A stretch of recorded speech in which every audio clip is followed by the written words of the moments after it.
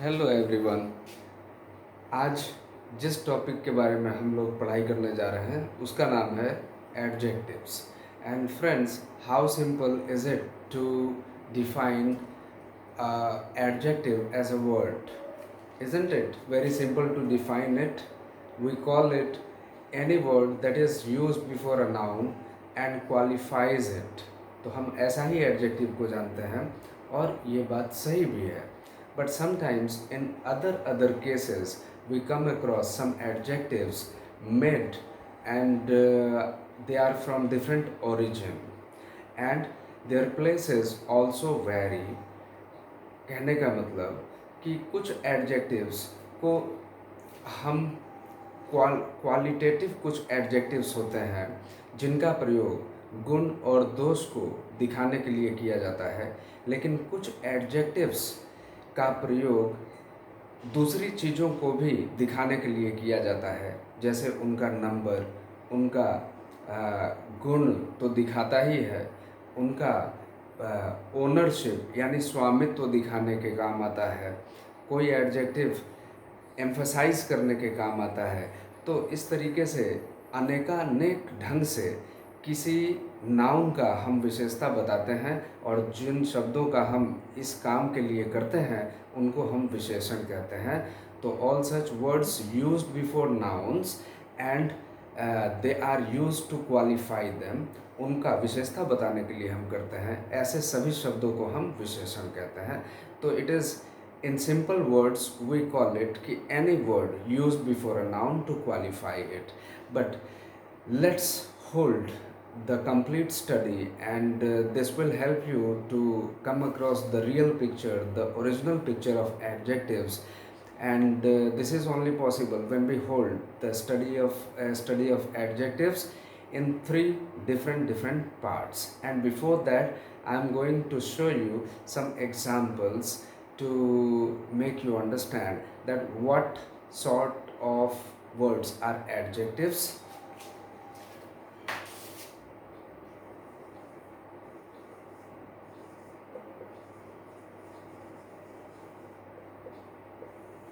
Adjectives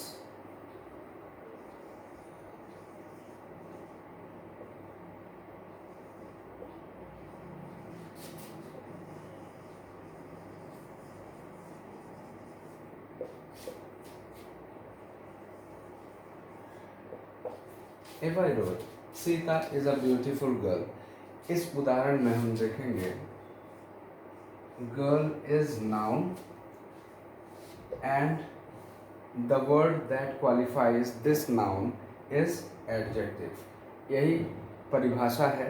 किसी संज्ञा के पहले लग के कोई शब्द उसको अगर डिफाइन करे, उसका गुण बताए या दोष बताए, उसको क्वालिफाई करे, तो हम ऐसे ही सारे शब्दों को एडजेक्टिव कहते हैं। तो उस लिहाज से ये एडजेक्टिव हुआ। This should be called an adjective. In the next example you can see Sita is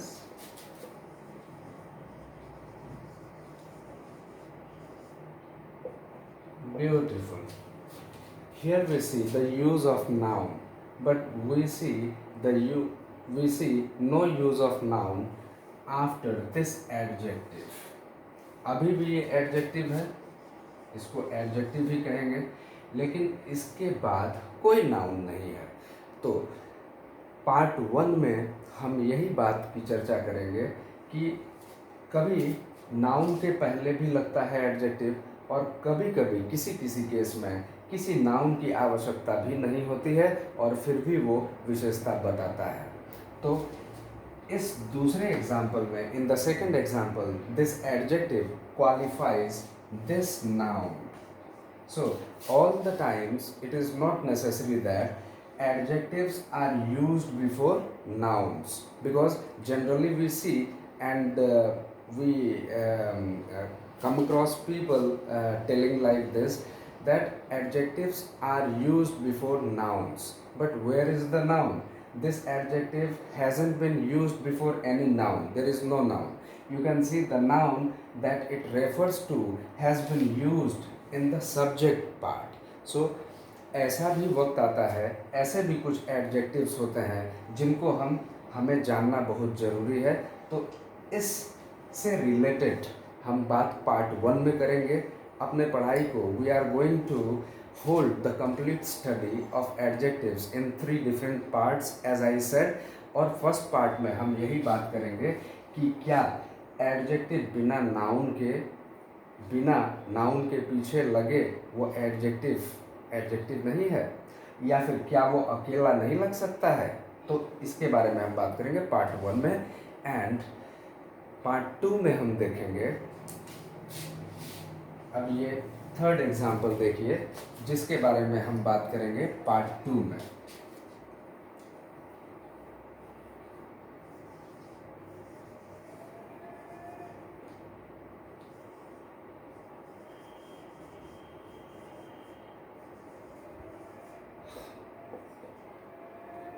you can see she is satisfied. तो शी इज सेटिस्फाइड में this pronoun is being qualified by this as an adjective। ये adjective है आपका।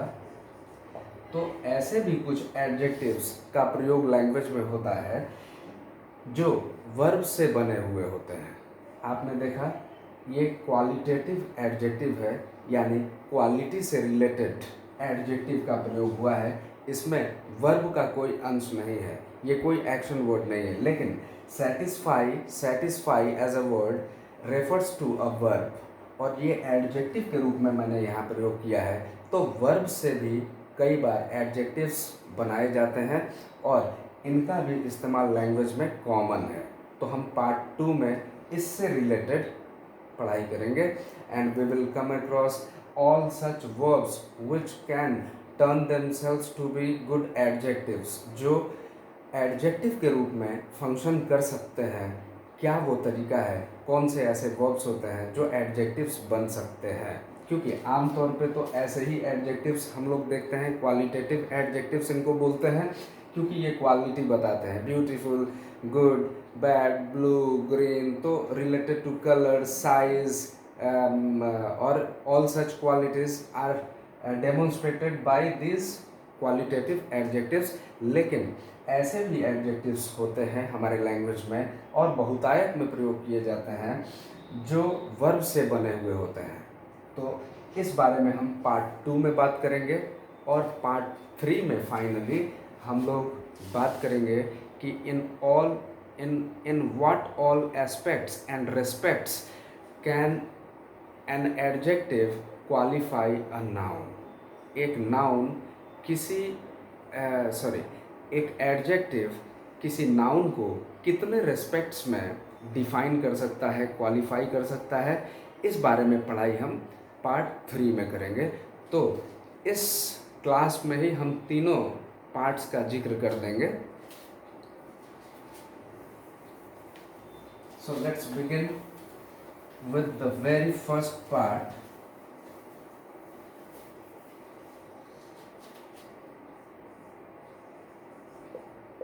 Part 1. So it is about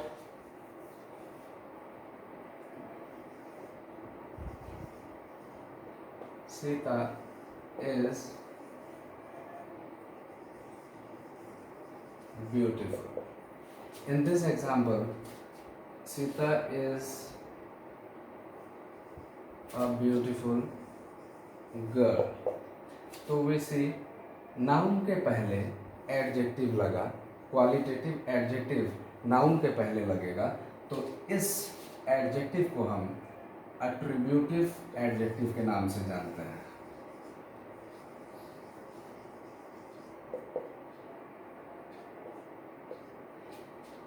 तो place के स्थान पे, place के रेफरेंस में आप देखेंगे adjectives use just before nouns, तो they are called attributive adjective, और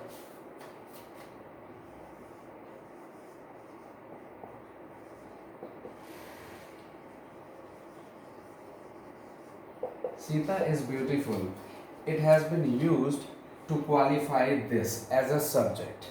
ये सीता का प्रयोग यहाँ नहीं हो करके सीता का प्रयोग सब्जेक्ट पार्ट में लगा है, and this adjective has been used in the predicate part of the sentence. तो इसीलिए इसको हम लोग दूसरे प्रकार का एडजेक्टिव के नाम से जानते हैं। ऐसे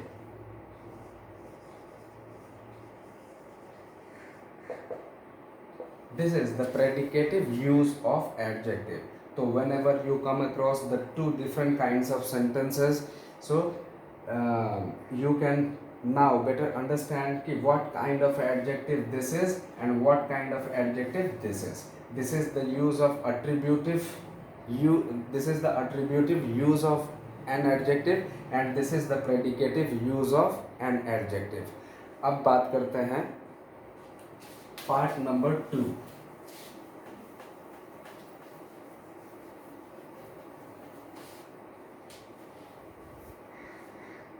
Part number 2 is closely associated with the adjectives which have their origin from verb. उनका origin होता है verb से, वो qualitative adjectives की तरह नहीं होते हैं, beautiful, good, bad ऐसे नहीं होते हैं। उनका origin होता है, उनका emergence होता है verb से। कोई अगर एक वर्ब लगा लेते हैं, हम कोई एक वर्ब लेते हैं, उस वर्ब को उसके फोर्थ फॉर्म में ले जाके पार्टिसिपल बनाया जा सकता है। नॉन फाइनाइट्स के टॉपिक में ये डिटेल्ड स्टडी बताया गया है, इसके बारे में डिटेल डिस्क्रिप्शन दिया गया है। और आप देख सकते हैं किसी भी वर्ब को उसके पार्टिसिपल फॉर्म में, यानी अगर ये एक नाउन है, इंसेक्ट एक नाउन है, अगर आप इसकी विशेषता बताना है तो या तो क्वालिटेटिव से बता सकते हैं, बिग, स्मॉल कुछ भी बता सकते हैं। लेकिन अगर किसी वर्बल एडजेक्टिव का प्रयोग करना हो तो किसी वर्ब में या तो उसका फोर्थ फॉर्म यूज करना होगा, जैसे creeping, creep is a verb and ing used with creep it made it V4। तो V4 को हम लोग प्रेजेंट पार्टिसिपल के नाम से जानते हैं। This is called present participle. तो present participle ing form of the verb is called present participle। तो this is also use to define noun. इसको क्वालिफाई करने के लिए कैसा insect, creeping insect, running insect, flying insect. तो fly is a verb, अगर आप उसमें ing लगा देंगे तो वो एडजेक्टिव बन जाएगा। तो ऐसे भी एडजेक्टिव्स होते हैं जो अपने फोर्थ फॉर्म में, कई वर्ब्स अपने फोर्थ फॉर्म में नाउन को डिफाइन कर सकते हैं, और कुछ वर्ब्स अपने थर्ड फॉर्म में भी नाउन्स को डिफाइन कर देते हैं। जैसे अगर डेड इंसेक्ट आप लिख देते हैं तो डाई का थर्ड फॉर्म डेड हुआ, और this is a verb and it is used there in the third form. तो वर्ब का थर्ड फॉर्म और वर्ब का fourth form, these two have their abilities to become the participle non-finites। They are called non-finite verbs and they can be participles, can be used in the function of adjectives। तो हमने part 2 में ये देखा कि we have verbal adjectives also। Language में qualitative adjective के अलावा verbal adjectives भी आते हैं जो नाउन के पहले लग के उनको डिफाइन करते हैं। अब बात करेंगे part number 3,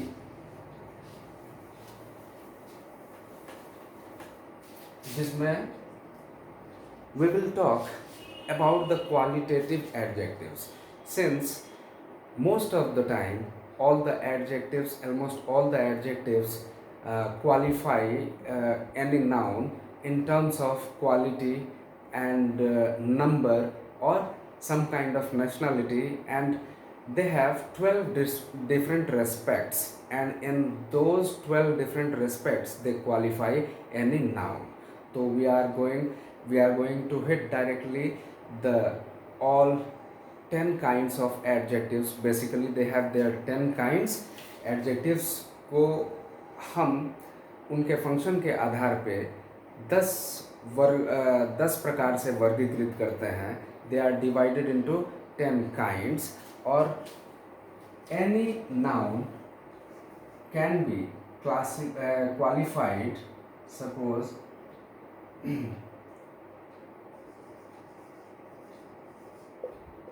this be a noun, so it is important to understand कि in what all respects can this as a noun be qualified. इसको हम लोग कितने रेफरेंसेस में, कितने रेस्पेक्ट्स में इसको हम लोग डिफाइन कर सकते हैं, क्वालिफाई कर सकते हैं. इस इंसेक्ट का हम क्वालिटी बता सकते हैं. तो इन रेस्पेक्ट ऑफ क्वालिटी अगर आप यहाँ से चालू करें कि कितने रेफरेंसेस में हम इसको क्वालिफाई कर सकते हैं.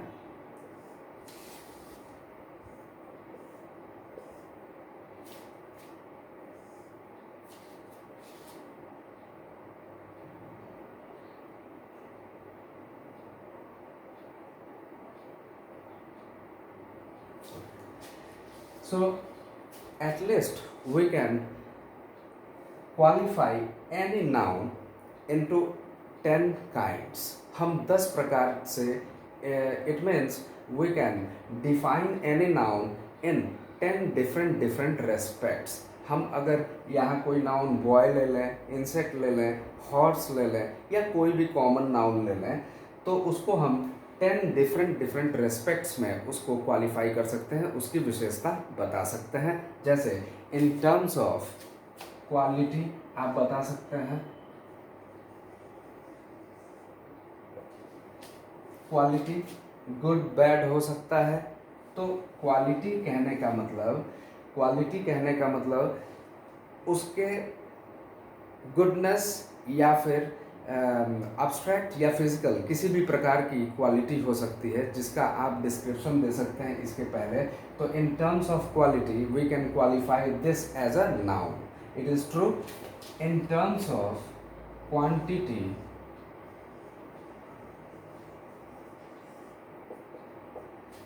हम इस नाउन को क्वालिटी के टर्म में, क्वांटिटी के रेस्पेक्ट में या फिर नंबर के रेस्पेक्ट में या फिर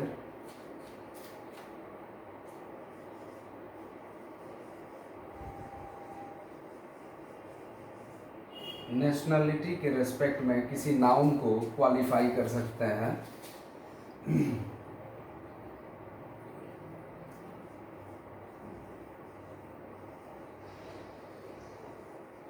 पोजेशन के रेस्पेक्ट में इसको क्वालिफाई किया जा सकता है.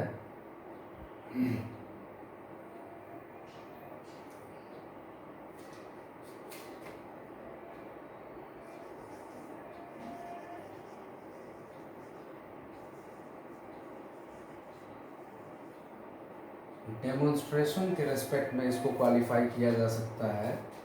We will read in detail about this all respects of qualification. हम लोग बारी बारी से इसको डिफाइन करेंगे. And first and foremost it is important to know कि in how many other respects this as a noun can be qualified. तो हमने देखा demonstrative,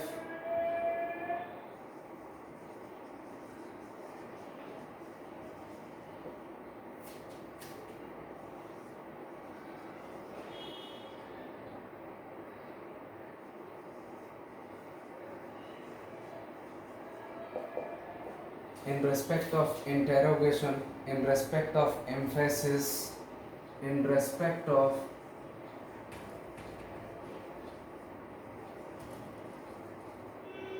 exclamation,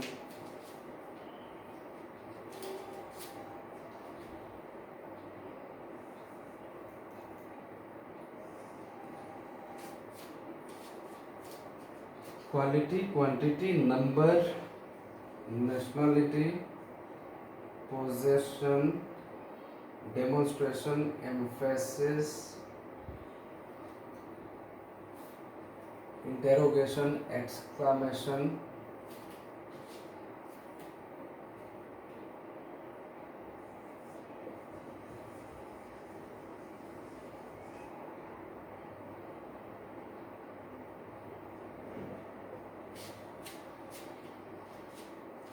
So we saw that a noun can be qualified in at least 10 different respects. आप देख सकते हैं, अगर infinity के रिस्पेक्ट में इस कीड़े को देखेंगे, इंसेक्ट को देखेंगे, तो we can write something, some word to qualify in respect of infinity.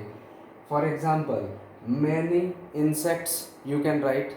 तो many does not show you the exact number of insects. तो इन्फिनिटी हम लोग अभी डिटेल में बात करते हैं इसके बारे में.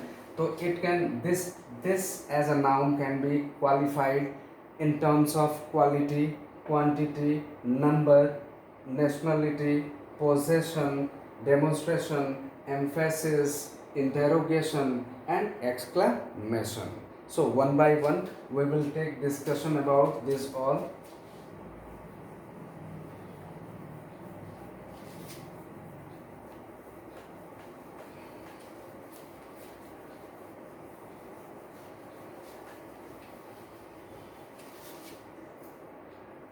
Well, first was quality. Quality, suppose it be a boy. Boy be the noun and it can be qualified in respect of quality. Good boy, small boy, fat boy. So some adjectives are abstract, they cannot be seen. जिनको हम देख नहीं सकते, जिन गुणों को हम देख नहीं सकते, उनको abstract कहेंगे. तो this quality can also be used in terms of physical and abstract. अब आप नहीं दिखने वाले जैसे goodness, honesty, these qualities can never be seen. जो दिखाई न दे वो अब्स्ट्रैक्ट क्वालिटी है. तो you can make use of good boy, honest boy. तो these are abstract qualities, abstract adjectives. So in terms of physical quality you can see small, big. In terms of size if you see, so that also denotes some kind of quality, size related quality, color related quality, big boy, black boy. So this all can be seen. This is the physical quality and property of the noun. तो in terms of physical and abstract, तो ये था quality के बारे में. दूसरी बात, it was quantity.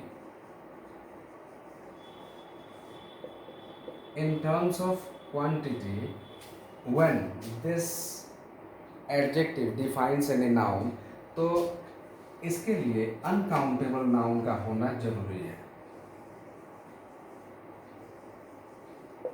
क्योंकि क्वांटिटी काउंटेबल नाउन का नहीं दिखाया जाता, क्वांटिटी अनकाउंटेबल नाउन का दिखाया जाता है. मच, वाटर, तो water is uncountable noun and we can show the quantity 1 kg, 1 liter, 1, like this we show the quantities of uncountable nouns.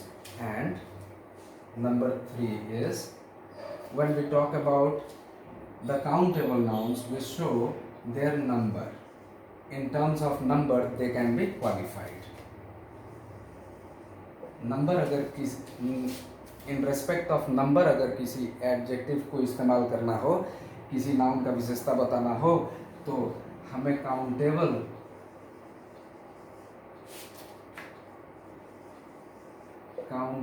nouns can be qualified.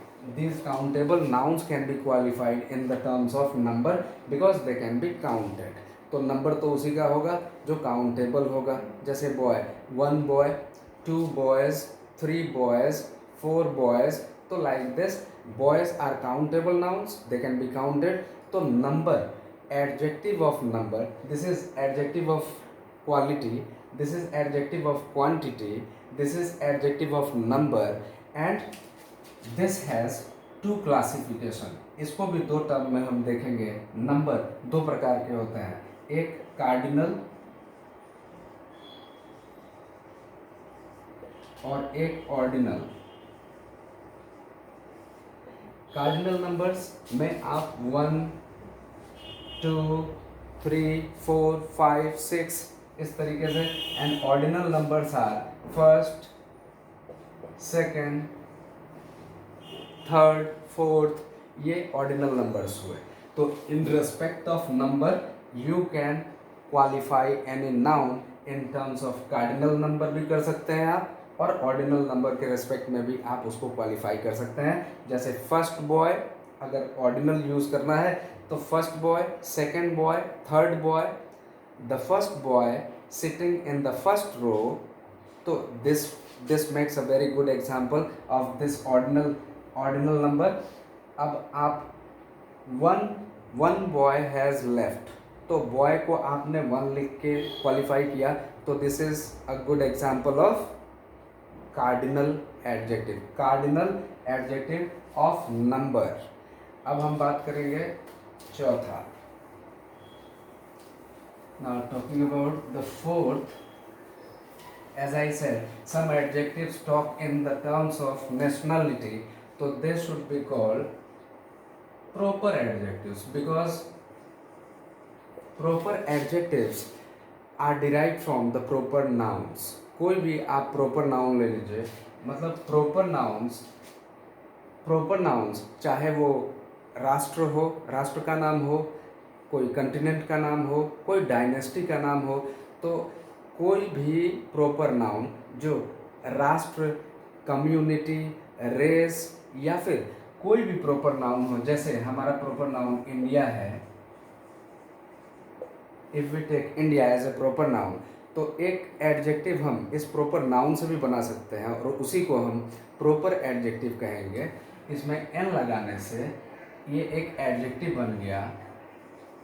और Indian car, if we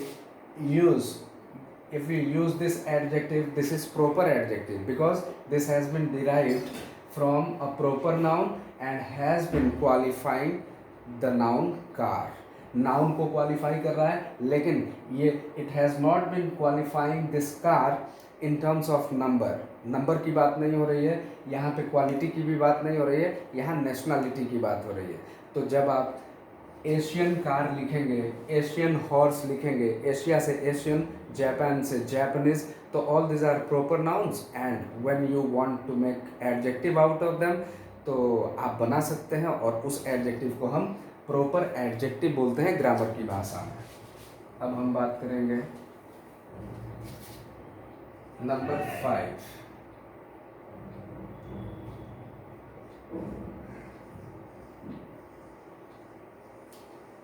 possessive adjectives। Simply, it is simple to understand that any adjective used before noun, any word used before noun denoting some kind of ownership, अगर स्वामित्व का भाव दिखाता है, अगर इससे पहले इस कार से पहले मैं माई लगा दूं, माई का प्रयोग क्या दिखाता है? माई का प्रयोग ओनरशिप को दिखाता है। मेरी कार यानी कार का मालिक मैं हूँ, दिस शोज ओनरशिप। तो all such words use before nouns to qualify them in terms of ownership या फिर पोजेशन, आप पोजेशन भी कह सकते हैं। तो इन टर्म्स ऑफ पोजेशन अगर ऐसे शब्दों का जैसे my, his, their, our, your, तो all such words if use before noun to qualify them in terms of possession, तो आप उसको क्या कहेंगे? एडजेक्टिव, पोजेसिव एडजेक्टिव के नाम से आप जानेंगे उसको। अगली बात,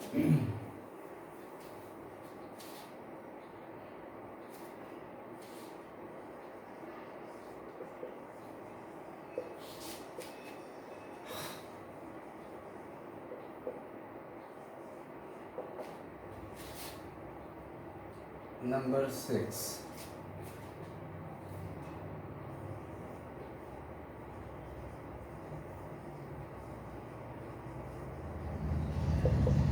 डेमोन्स्ट्रेटिव एडजेक्टिव।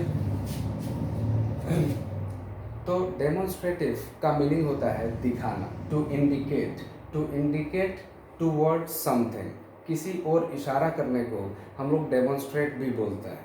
तो demonstrative, as the name suggests you, जैसा ये नाम खुद ही बताता है कि demonstrative adjective this, that, these और दोज, ऐसे एडजेक्टिव्स जब नाउन के पहले लगते हैं और वो किसी और, किसी आदमी, किसी व्यक्ति, किसी भी चीज़ की ओर इशारा करते हैं, दिस बॉय, तो दे डिनोट, दे इंडिकेट, तो इंडिकेशन के लिए जिस एडजेक्टिव का प्रयोग होता है उसको ग्रामर की भाषा में हम लोग डेमोन्स्ट्रेटिव एडजेक्टिव बोलते हैं। और this, that, these, those are used according to their number etc. And number 7 is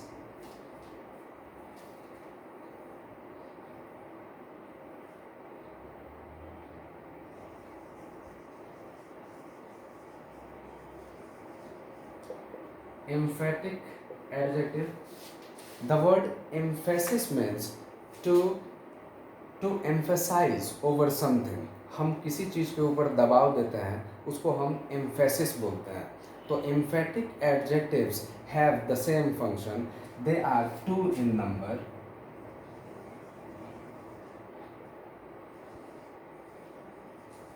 They are only 2 in number. कभी कभी same का भी प्रयोग किया जाता है। तो emphatic adjectives किसी चीज़ के ऊपर जोर डालते हैं, जैसे this is the very boy who stole my geometry box. तो boy से पहले very का प्रयोग किया गया है। आमतौर पे very एक adverb of degree है, तो यहाँ confusion हो सकती है। अगर इस शब्द का प्रयोग किसी नाउन के पहले हुआ है तो ये एडजेक्टिव है, और इसका इस्तेमाल हमने जोर डालने के लिए किया कि यही वो लड़का है, उस लड़के के ऊपर जोर डालने के लिए हमने वेरी का प्रयोग किया। तो ऐसे शब्दों को हम एम्फेटिक एडजेक्टिव के नाम से जानेंगे। ऐसे adjectives, this are called emphatic adjectives. And own, this is my own car, this is my car भी काफ़ी था। ये sentence, this sentence too was complete, but to mean some kind of emphasis I added on as an adjective before it. मैंने on का प्रयोग जानबूझ के किया ताकि इस पे जोर पड़ सके कि यह मेरी ही कार है। तो this is my own car, it does not belong to anybody else, किसी और की नहीं है, ये मेरी ही है। तो इस बात पे जोर डालने के लिए on का प्रयोग करेंगे या very का प्रयोग करेंगे।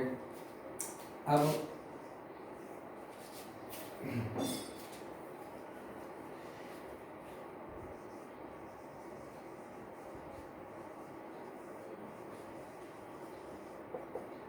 talking about interrogative adjectives, तो all such adjectives are used before nouns. Noun के पहले इस्तेमाल होगा और उसका फंक्शन क्या होगा, सवाल पूछने वाला।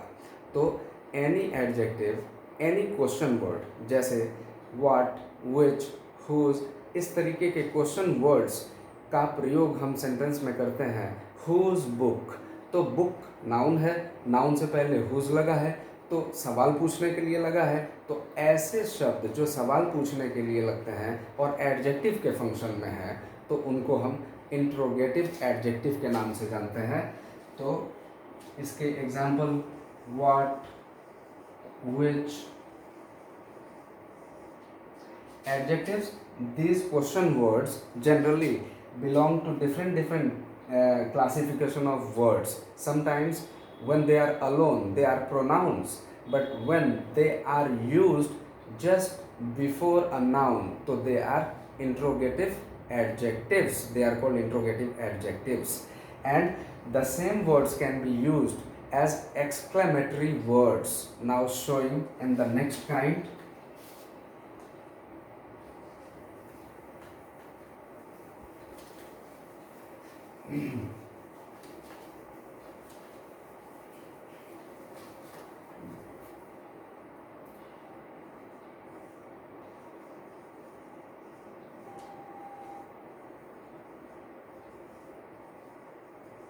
Exclamatory, as I said, it is used, all such adjectives and words are used in sentences in our language to bring out some sudden feeling. जब हम किसी सडन फीलिंग को लाने के लिए किसी शब्दों का प्रयोग करते हैं, जैसे व्हाट अ ब्यूटीफुल गर्ल, अगर हम लिखें what a beautiful what a beautiful girl, तो आप देखेंगे कि again the question word that was called interrogative adjective has again been used here as an exclamatory adjective. ये वर्ड वही है, इसका इस्तेमाल बदल गया, इसका फंक्शन बदल गया। जब इसका सवाल पूछने के लिए इस्तेमाल होगा तब हम उसको इंट्रोगेटिव एडजेक्टिव कहेंगे, और जब अगर सवाल पूछने के लिए नहीं बल्कि सडन फीलिंग्स को दिखाने के लिए होगा, जैसे यहाँ पे ये सरप्राइज का फीलिंग लाता है, the use of what over here brings this sudden feeling, surprise का फीलिंग लाता है कि आश्चर्य हुआ, कितनी सुंदर लड़की है, या तो किसी भी प्रकार का अच्छा फीलिंग, बुरा फीलिंग, हैरानी वाला फीलिंग, या किसी भी प्रकार का कोई सडन फीलिंग अगर आता है इस वर्ड से, तो हम इसको इसको एक्सक्लेमेटरी एडजेक्टिव कहेंगे, ना कि इंट्रोगेटिव एडजेक्टिव। तो वर्ड एक ही है, ये वर्ड प्रोनाउन भी होता है, एडजेक्टिव भी होता है, और आपका एडजेक्टिव में भी इंट्रोगेटिव भी हो सकता है और एक्सक्लेमेटरी भी हो सकता है। So please do pay special attention over the use of this words, means how they function in the sentences, and that way only they are named, इनका नाम उसी तरीके से रखा जाता है। तो यहाँ पे ये सवाल पूछने के लिए इस्तेमाल नहीं हुआ है, इसीलिए इसको हम एक्सक्लेमेटरी एडजेक्टिव कहेंगे, ना कि इंट्रोगेटिव एडजेक्टिव। अब बात करते हैं the last kind of adjective used in our language is indefinite.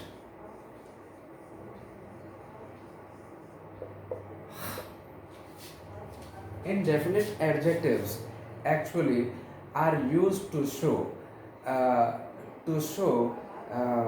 the estimated number of things or people. For example, if we say few, तो इस few से अगर मैं इसको किसी नाउन के पहले लगाऊं, जैसे few boy, अगर few boys का प्रयोग करता हूं, तो आप बता सकते हैं कितने लड़कों की मैं बात कर रहा हूं।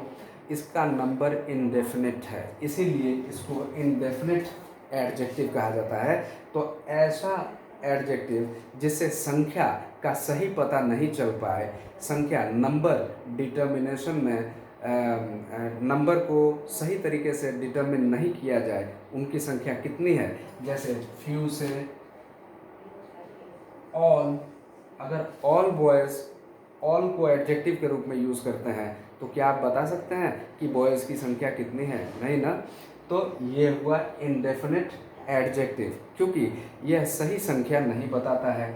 इसी तरीके से कुछ और भी एग्जाम्पल्स आप ले सकते हैं इसका, जैसे मैनी भी एक अच्छा एग्जाम्पल है इसका। It also does not show you the right number of boys you are talking about. If you said many boys are there, तो the exact number of boys has not been said, यहाँ पे उसको reveal नहीं किया गया। तो all such adjectives used before nouns to show to qualify them in terms of infinity, इसी को मैंने कहा था।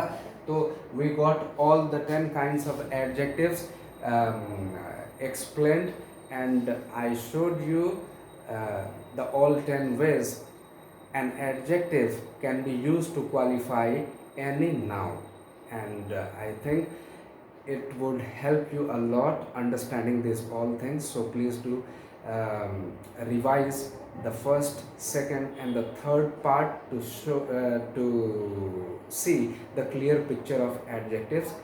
Thank you for watching the video. Thanks a lot.